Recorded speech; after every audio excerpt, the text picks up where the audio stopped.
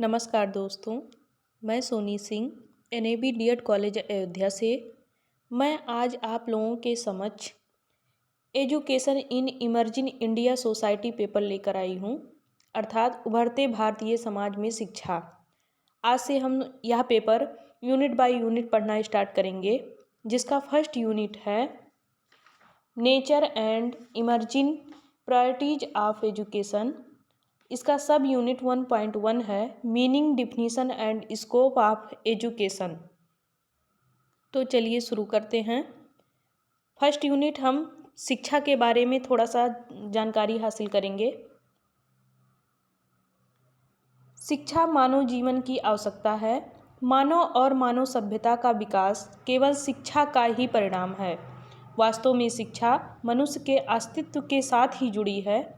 मानव जीवन को निरंतर और सुंदर बनाए रखने के लिए शिक्षा एक आवश्यक तत्व है।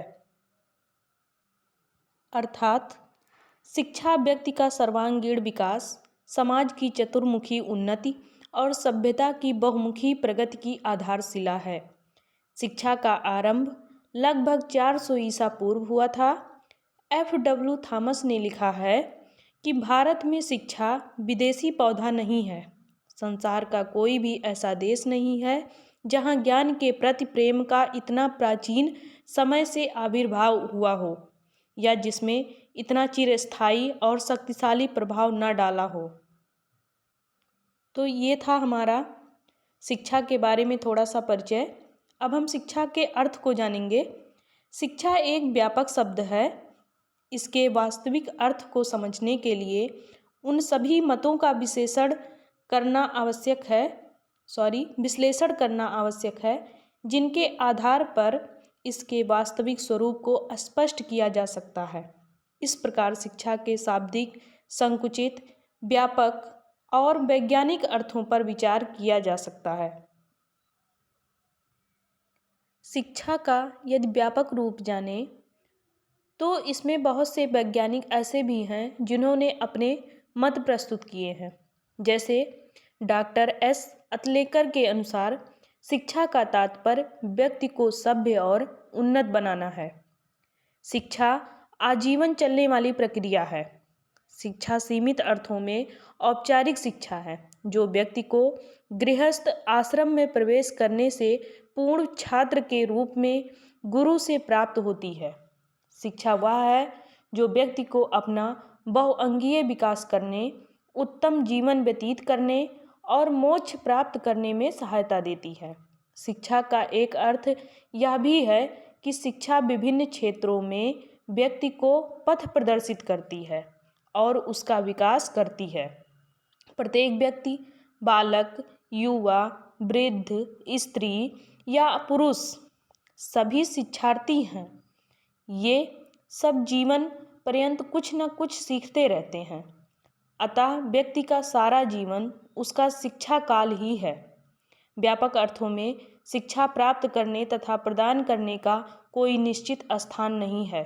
घर, बाजार, खेल का मैदान आदि समस्त स्थानों पर यह स्वतः प्राप्त होती रहती है। यदि हम शिक्षा का अंग्रेजी पर्याय जानें तो इसे अंग्रेजी में एजुकेशन, जो कि लैटिन भाषा के एजुकेटम शब्द से निकला है, जिसका अर्थ होता है शिक्षित करना या बाहर निकलना। इसमें ई का अर्थ होता है अंदर की तरफ और ड्यूको का अर्थ होता है आगे बढ़ना, अर्थात अग्रसर करते रहना। एक मनुष्य अपने जीवन में निरंतर अग्रसर करते रहता है, वो भी शिक्षा के माध्यम से। इस प्रतिपादन के आधार पर एजुकेशन अथवा शिक्षा का अर्थ यह है कि बच्चे के भीतर सहज रूप में स्थित ज्ञान, गुणों और शक्तियों को बाहर निकाला जाए और उसकी गुप्त शक्तियों को वास्तविक शक्तियों में बदल दिया जाए। अब हम शिक्षा का और व्यापक रूप जानते हैं। जैसे कि शिक्षा अपने आप व्यापक अर्थों में संपूर्ण जीवन ही शिक्षा है और शिक्षा ही जीवन है। शिक्षा की प्रक्रिया व्यक्ति के जन्म से प्रारंभ होकर मृत्यु पर्यंत तक चलती रहती है। जैसे जैसे बालक के अनुभवों में वृद्धि होती है, वैसे वैसे वह शिक्षा को ग्रहण करता रहता है। इसीलिए टीपी नन ने शिक्षा को अनुभवों का संगठन कहा है। इस प्रकार जीवन के विकास के समान ही शिक्षा प्रक्रिया कभी समाप्त नहीं होती है, बल्कि यह शिक्षार्थी द्वारा विद्यालय छोड़ने के बाद भी प्रारंभ रहती है। शिक्षा वास्तव में अभिवृद्धि की प्रक्रिया के समान होती है। अब हम कुछ वैज्ञानिकों के अनुसार शिक्षा की परिभाषा जानते हैं। जैसे टी रेमांड के अनुसार शिक्षा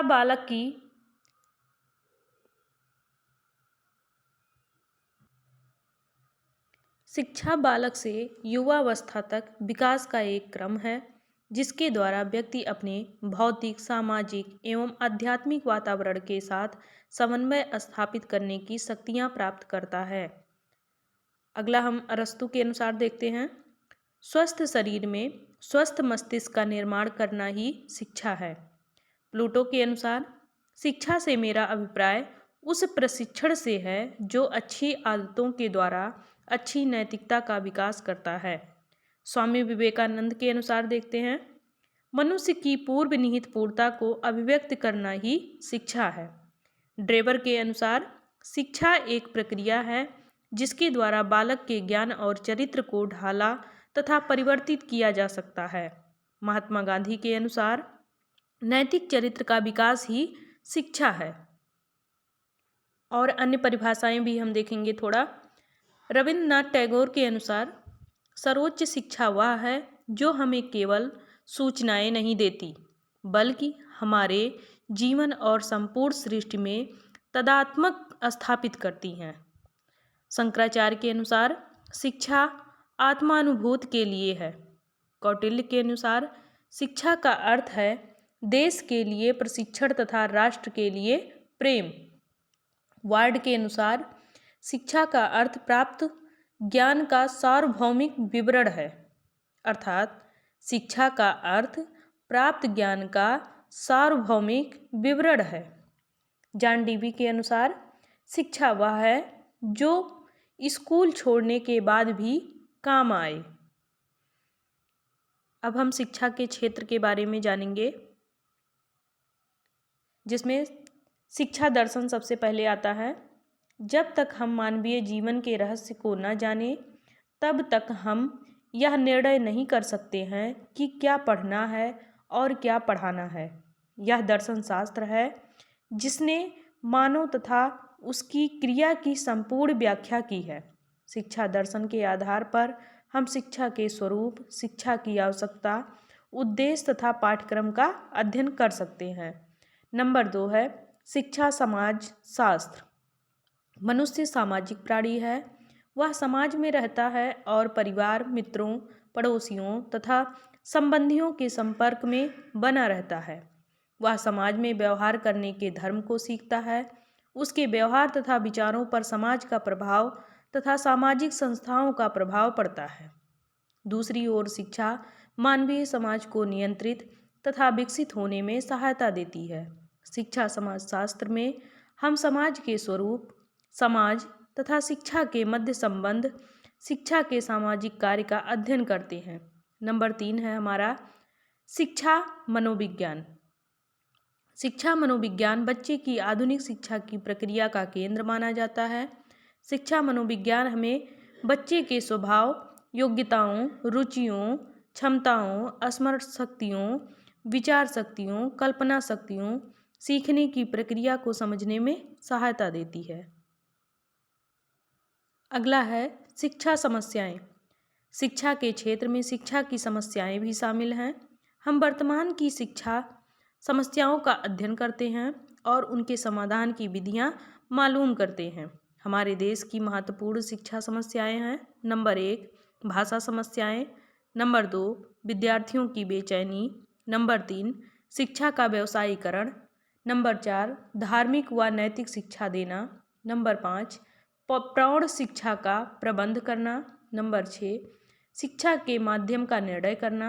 नंबर 7 परीक्षा प्रणाली का सुधार। नंबर 8 देश के सभी भागों में शिक्षा की समान सुविधाओं का प्रबंध। जब तक हम इन समस्याओं का अध्ययन करके इनका हल नहीं ढूंढ लेते, तब तक शिक्षा उन्नति नहीं कर सकती। नंबर 5 है हमारा शिक्षा प्रशासन तथा प्रबंध। प्रायः स्कूलों में शिक्षा प्रदान की जाती है और इसका प्रबंध भी किया जाता है। शिक्षा प्रशासन तथा प्रबंध में राज्य सरकार तथा केंद्र सरकार का पूर्ण योगदान एवं पूर्ण सहयोग रहता है। स्कूल किस प्रकार बनाया जाए तथा पाठ सहायक क्रियाओं का आयोजन, अध्यापकों की व्यवस्था, अनुशासन की व्यवस्था, विद्यार्थियों का चुनाव, मूल्यांकन तथा स्वास्थ्य व शारीरिक शिक्षा, शिक्षा का निर्देशन कैसे किया जाए, रिकॉर्ड कैसे किया जाए या रखा जाए, अध्यापकों तथा अभिभावकों के मध्य किस प्रकार प्रभावशाली संबंध बनाए जाएं, शिक्षा प्रशासन तथा प्रबंध हमें शिक्षा की प्रक्रिया को प्रभावी तथा लाभप्रद बनाने में सहायता करता है। अगला है हमारा शिक्षा तकनीक। शिक्षा के क्षेत्र में शिक्षा तकनीक को भी शामिल किया जाता है। वर्तमान समय में सीखना तथा सिखाना दोनों शिक्षण प्रक्रिया में शामिल किए जाते हैं। सीखना क्या है? सीखने में प्रभावशाली कारक क्या है? सीखने को प्रभावशाली कैसे बनाया जा सकता है? शिक्षण में कौन कौन सी विधियों को अपनाया जाए, कौन कौन सी सावधानियां रखी जाए, इस प्रकार की सभी समस्याओं का शिक्षा तकनीक के अंतर्गत अध्ययन किया जाता है। अब हम शिक्षा के महत्व के बारे में जानेंगे। शिक्षा का प्रकाश व्यक्ति की सभी समस्याओं का उन्मूलन और उसकी सब बाधाओं का निवारण करता है। शिक्षा से अंतर्दृष्टि व्यक्ति की वृद्धि, विवेक और कुशलता में वृद्धि होती है। शिक्षा व्यक्ति को वास्तविक शक्ति से संपन्न करती है, उसके सुख, सुयश एवं समृद्धि में योग देती है, व्यक्ति को जीवन के यथार्थ महत्व को समझने की क्षमता प्रदान करती है।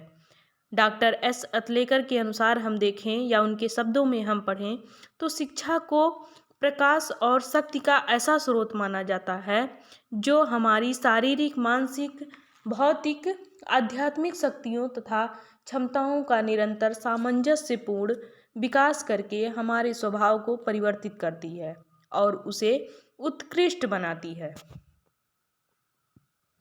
अब हम शिक्षा के क्षेत्र के बारे में पढ़ेंगे। शिक्षा के क्षेत्र में नए नए विषय विकसित हो रहे हैं और इन विषयों का अध्ययन करना अनिवार्य है।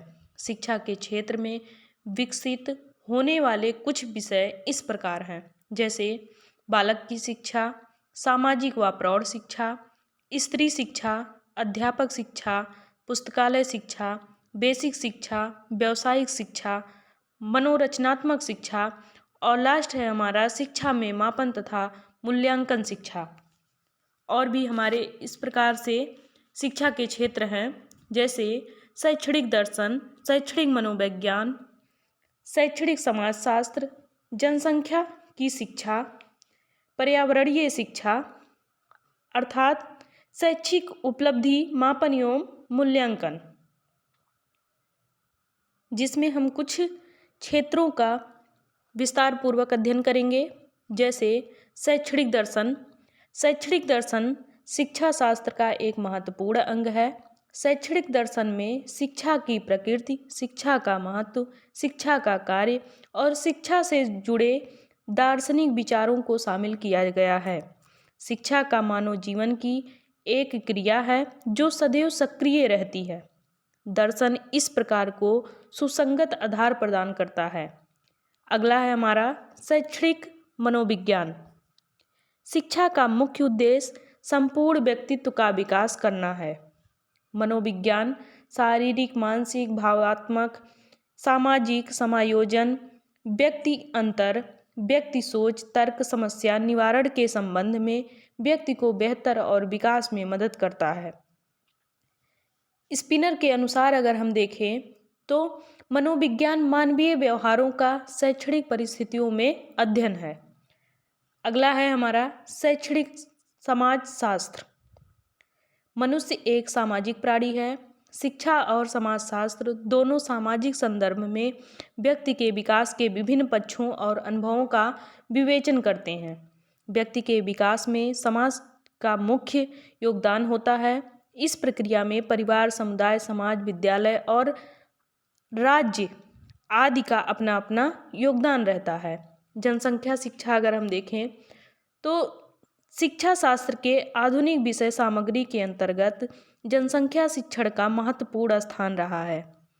विश्वविद्यालय अनुदान आयोग के अनुसार जनसंख्या शिक्षण के छात्र समुदाय में जनसंख्या की गतिशीलता, उसके निर्धारित कार्यक्रमों तथा लघु परिवार की अवधारणा को समझने का माध्यम है। शिक्षा छात्र जन समुदाय पर पड़ रहे बढ़ती जनसंख्या के प्रभाव से अवगत हो सके।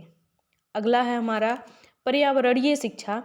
शिक्षा शास्त्र के अध्ययन सामग्री में पर्यावरणीय शिक्षा का होना यह बताता है कि पर्यावरण के प्रति जागरूकता उत्पन्न करने की अत्यंत आवश्यकता है।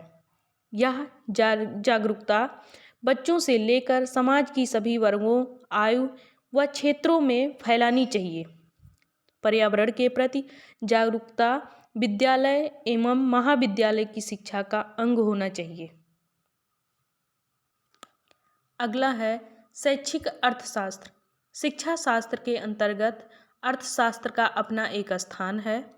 अर्थशास्त्र व्यापार और बाजार को समझने और उसके विश्व स्तर पर आर्थिक रूप से वैश्वीकरण करने हेतु शिक्षा प्रदान की जाती है, जो शिक्षा शास्त्र के लिए महत्वपूर्ण है।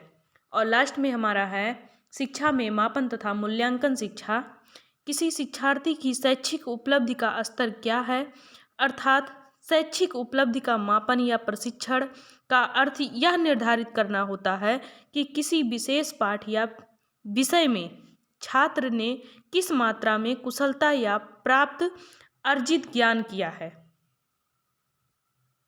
ये थे हमारे अध्ययन के क्षेत्र। आज का यूनिट हमारा 1.1 यहीं पे समाप्त होता है। आगे की यूनिट आपको नेक्स्ट पढ़ाई जाएगी। तब तक के लिए नमस्कार दोस्तों।